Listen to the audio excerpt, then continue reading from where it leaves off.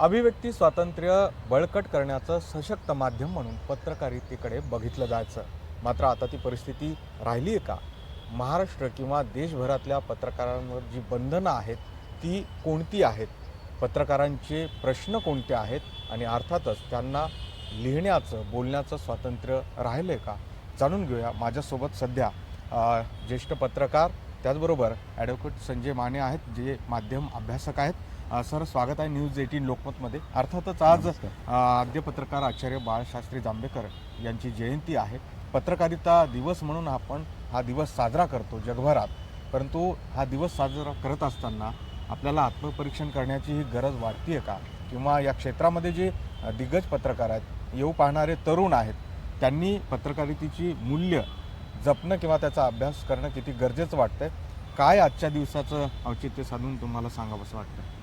आज बाळशास्त्री जांभेकर यांचा जन्मदिवस तो पत्रकार दिन म्हणून साजरा केला जातो. त्यानिमित्तानं मी आज देशातील आणि महाराष्ट्रातील तमाम पत्रकार बांधवांना मी आज पत्रकार दिनाच्या शुभेच्छा देतो. आणि त्या अनुषंगाने आज जो मुद्दा उपस्थित झाला आहे की पत्रकारिता कालची आणि पत्रकारिता आजची. बाळशास्त्री जांभेकरांनी दर्पण सुरू केलं, त्यानंतर महाराष्ट्रात आणि देशात मराठी तसेच त्या भाषेतली अनेक वृत्तपत्र सुरू झाली. मराठी पत्रकारितेला मोठा वारसा आहे.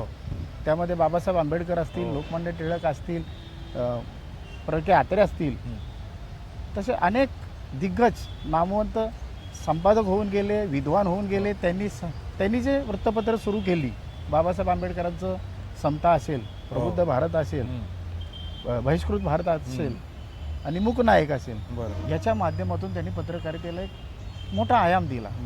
त्यांनी पत्रकारितेत काय केलं तर सामान्य माणसांचे दुःख, वेदना ह्या फक्त इथंच नाही तर जागतिक स्तरावर मांडल्या जातील या दृष्टीने त्यांनी काम केलं. या देशातले सामाजिक प्रश्न, गरीब, शोषित, दलित, पीडित यांचा जो विषमतेचा लढा आहे तो जागतिक स्तरावर नेण्याचं काम या महान पत्रकारांनी केलं. त्यामध्ये डॉक्टर बाबासाहेब आंबेडकर यांचं नाव आपल्याला प्रामुख्याने घ्यावं लागेल. आणि दुसरं एक महत्त्वाचं नाव घेतलं ज्यांनी केसरीमधनं थेट त्यावेळेस जे ब्रिटिश सरकार होतं त्याला सळकळ करून सोडलं. आणि सरकारचं डोकं ठिकाणावर आहे का एवढं निर्भीडपणे लिहिण्याची त्यांच्या लेखणीमध्ये धमक होती. स्वातंत्र्यपूर्व काळात आणि स्वातंत्र्यानंतरही पत्रकारिता क्षेत्राचं मोठं योगदान राहिलं आहे, हे नाकारता येणार नाही. पण स्वातंत्र्यपूर्व काळात लेखणीमध्ये जी धमक होती ती आत्ता दिसतीये का? आणि दिसत नसेल तर त्याचं कारण काय आहे? स्वातंत्र्यपूर्व काळात लोकमान्य टिळकांनी, ब्रिटिशांचा काळ होता तो, त्या काळात अभिव्यक्ती स्वातंत्र्य आता आहे एवढं खुलं नव्हतं. त्यावेळेस काय अनेक निर्बंध होते, कारण ब्रिटिशांची आपल्यावर सत्ता होती आणि त्यावेळेस सरकारच्या विरोधात बोलायचं म्हणजे देशद्रोहाचा खटला वगैरे दाखल व्हायचा. अशा परिस्थितीत लोकमान्य टिळकांनी सरकारचे डोके ठिकाणावर आहे का असा अग्रलेख लिहून एक मोठी क्रांती घडवून आणली. आणि त्या काळात की स्वातंत्र्य लढ्यात वृत्तपत्राचं काय योगदान असू शकतं हे त्यांनी दाखवून दिलं. पण मग आत्ता काय परिस्थिती वेगळी आहे का? आत्ताही जर आपण कोणत्या धोरणांविषयी बोललो तर त्याला वेगळं एक मॉनिटरिंग सिस्टीम ठेवण्यात आलेली आहे सरकारकडनं. ही बातमी सरकारच्या धोरणावर नकारात्मक लिहिणारी किंवा बोलणारी आहे का, तर त्याचं मॉनिटरिंग थर्ड पार्टीकडनं करण्यासाठीचा कायदा आणला गेला आहे. हा अभिव्यक्ती स्वातंत्र्यावरचा घाला नाही आहे का? आता जे सरकारने काही कायद्यांमध्ये बदल केलेत, अभिव्यक्ती स्वातंत्र्यामध्ये पण त्यांच्याकडून काही निर्बंध आणण्याचे प्रयत्न सुरू आहेत. त्यापैकी तुमचा व्यक्तिगत जो डाटा आहे तो पण सरकारला तुम्हाला तो द्यायचा आहे, सरकारने त्याच्यावर नियंत्रण ठेवायचं आहे, अशाही काही गोष्टी केल्या जातात. पत्रकारांना मुळातच स्वातंत्र्य हवं आहे, अभिव्यक्ती स्वातंत्र्य ते त्यांचा हक्क आहे. आणि अभिव्यक्ती स्वातंत्र्य हा फक्त पत्रकारांचा हक्क नाही, तर देशातल्या प्रत्येक नागरिकांचा राज्यघटनेच्या कलम 19(1) नुसार दिलेला त्यांचा हा मूलभूत अधिकार आहे. ते व्यक्त होऊ शकतात, ते लिहू शकतात, ते त्यांच्या भावना इथे तुम्हाला मुद्दा म्हणून सांगावंसं वाटतंय की अनेक वेळा प्रश्न विचारला जातो की पत्रकार म्हणजे काय, किंवा पत्रकारिता कोणत्या कलमाच्या आधारावर आपण करतो. तर त्यासाठीचं हे उत्तर आहे की पत्रकारांसाठी काही वेगळी अशी संस्था एखादी असल्या कारणाने तो पत्रकार आहे असं नाही आहे. तर अभिव्यक्ती स्वातंत्र्य तुमच्या आमच्या सगळ्यांसाठी जे संविधानाने स्वातंत्र्य दिलेलं आहे त्यावर आधारित कुणीही, म्हणजे प्रत्येक माणूस त्याच्यामध्ये, देशातल्या प्रत्येक माणसाला मिळालेला हा अधिकार आहे. पत्रकारांनी असं समजण्याचं कारण नाहीये की आम्हाला विशेष अधिकार आहे म्हणून. राज्यघटनेचं कलम 19(1) हम्म, ते असं सांगतं की देशातल्या प्रत्येक नागरिकाला त्याचे मतं व्यक्त करण्याचा, हम्म. त्याच्या भावना व्यक्त करण्याचा, पण त्याला एक चौकट घालून घालून दिली. दिली. ती 19(ब) मध्ये आहे. हम्म. ती चौकट काय आहे तर तुम्ही एखाद्याचं चारित्र्य हनन होईल हम्म. असं काही व्यक्त व्हायचं नाही. बरोबर. तुम्ही देशाच्या स्वातंत्र्याला, सुरक्षिततेला बाधा पोचल असंही वक्तव्य करायचं नाही, किंवा देशाच्या एकतेला, अखंडतेला बाधा पोचल असं कुठलं काय तुमच्याकडून कृत्य घडू नये हे निर्बंध आहेत त्याच्यावर.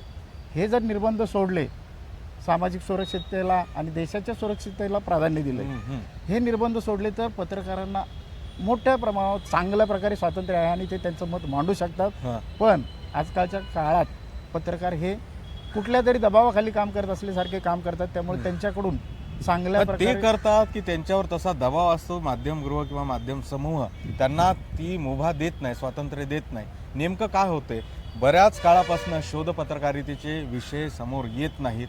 स्टिंग ऑपरेशन ज्याला म्हणतो त्याच्यावरही काही प्रमाणात निर्बंध आणलेले आहेत, किंवा जे सर्वसामान्यांचे प्रश्न मांडायचे, योजनांमधला भ्रष्टाचार समोर आणायचा, तर इथे कचखाऊ भूमिका अनेक ठिकाणी दिसते. त्याचे नेमकं कारण काय आहे? पत्रकारितेवर अनेक प्रकारचे निर्बंध हे अप्रत्यक्षरित्या येत असतात. कधी कधी जो पत्रकार ज्या संस्थेत काम करतो, हम्म, ज्या कंपनीत कामाला असतो, ज्या चॅनलमध्ये कामाला असतो, त्या चॅनलच्या मालकांचे, तिथल्या व्यवस्थापनाची धोरणं काय असतात, ते कुठल्या तरी राजकीय पक्षाशी त्यांचे संबंध असतात. हम्म, त्यांना त्या गोष्टी काहीतरी पॉझिटिव्हरित्या त्या सांभाळायच्या असतात. हम्म, तिथे त्यांना त्यांचा पत्रकार त्या विरोधात गेलेला चालत नाही. हम्म. तर अशा गोष्टी असल्यामुळे तो पत्रकाराला ऑटोमॅटिकली त्याच्यावर ते निर्बंध येतात. बरोबर. काय त्यांनी सांगायचं, काय बोलायचं, काय दाखवायचं, हे त्याला प्रत्यक्ष त्याला त्याचे अधिकारच ठेवले जात नाहीत. हम्म. हे सर्व अधिकार त्या व्यवस्थापनाकडे असतात आणि त्यामुळे पत्रकाराला त्याची जी उमेद असते, त्याला जे दाखवायचं असतं, धमक असती, ती त्याला आतल्यात दाबावी लागते. ह्या एक पण प्रकार. मग असं असलं तरी म्हणूनच काही आयोग स्थापन केले गेले होते.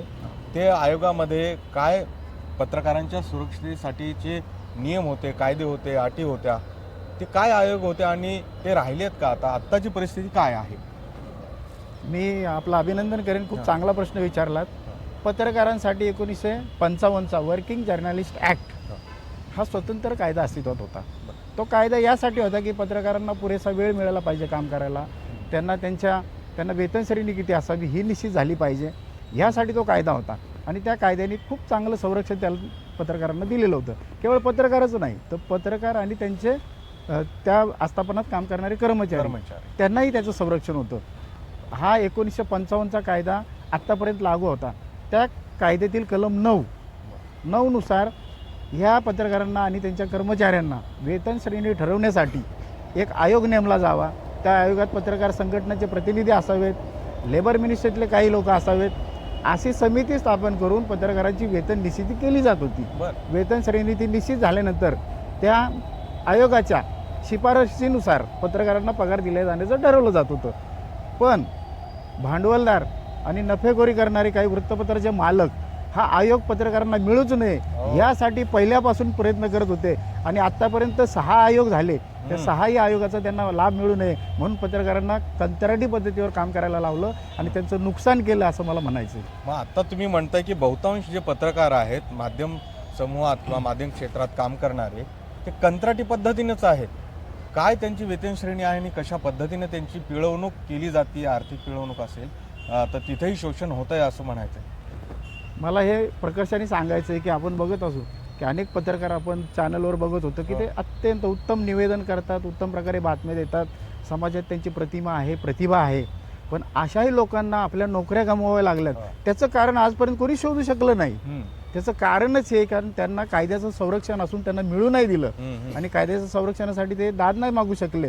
म्हणून आज ते इतके विद्वान चांगले पत्रकार असून सुद्धा प्रवाहाच्या बाहेर फेकले गेलेत. त्याची ही कारण आहेत.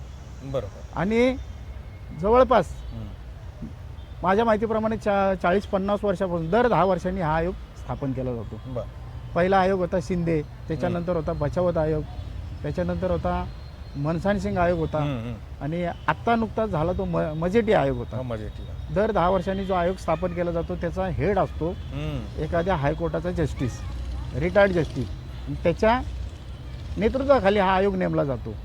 महाराष्ट्र पत्रकार स्वतःवर होणाऱ्या अन्यायासाठी दादही मागू शकत नाही अशी परिस्थिती आहे.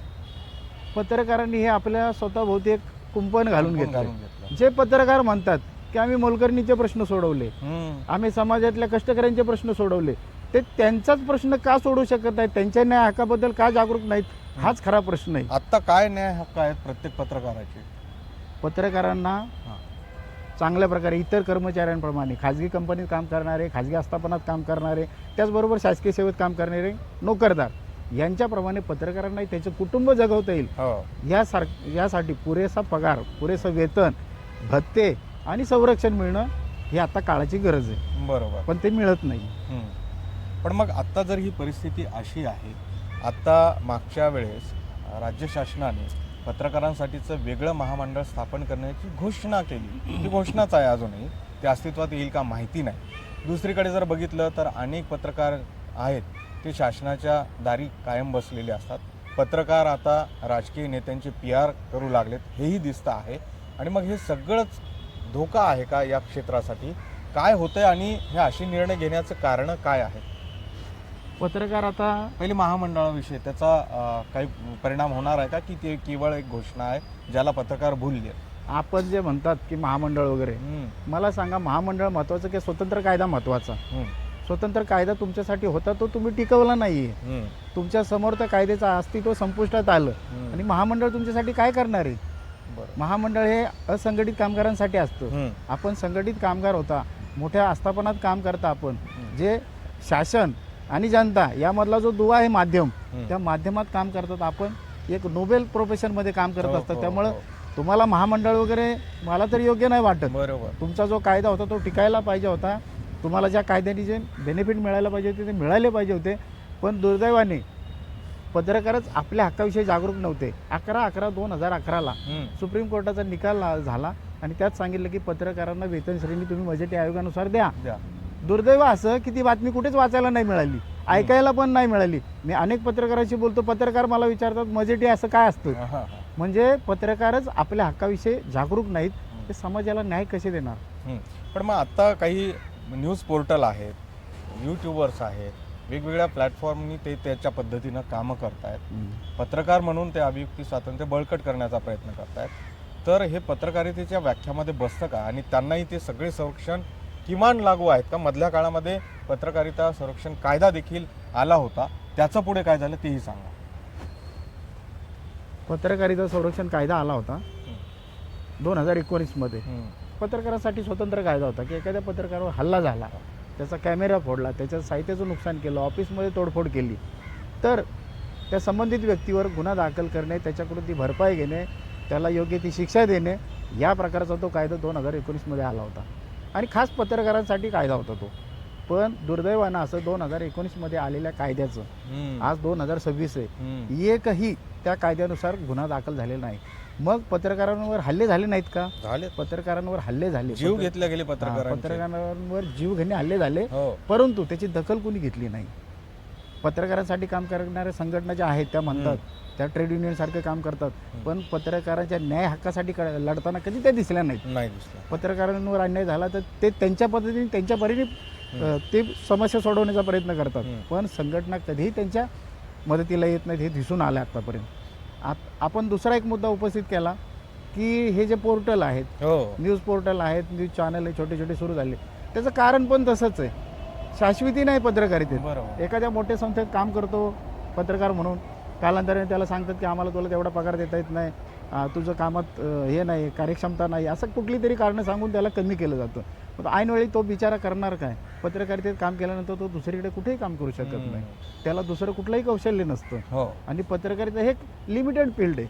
बरोबर. काही मोजके चॅनल आहेत, मोजके वृत्तपत्र आहेत, त्यांची परत ती ध्येय धोरणं आहेत, त्यात तो बसेल नाही बसेल, परत त्याची स्वतंत्र पत्रकारिता त्याला करता येईल का, हेही प्रश्न आहेत. त्यामुळे अनेकांनी आपल्या नोकऱ्या गेल्यानंतर हा पर्याय निवडला, यूट्यूब, न्यूज पोर्टल हा पर्याय निवडला. पूर्वी काय व्हायचं, पूर्वी असं कोणाला वाटतं, याच्यामुळेच विश्वासार्हतेलाही धक्का बसतो का? कारण की अनेक ज्या पोर्टल्स आहेत त्यावर स्पर्धेसाठी म्हणून बातम्या दिल्या जातात, त्या अनेक वेळा खोट्या ठरल्याच्याही अनेक उदाहरणं समोर आलेली आहेत आणि मग यावर एकत्रित असं नियंत्रण कोणाचं दिसत नाही आहे. त्यामुळं हे सगळं भरकटच चाललंय का? विश्वास कमी होण्यामागचं कारण, या पत्रकारिते क्षेत्रावर विश्वास कमी होण्यामागचं कारण हे देखील आहे का?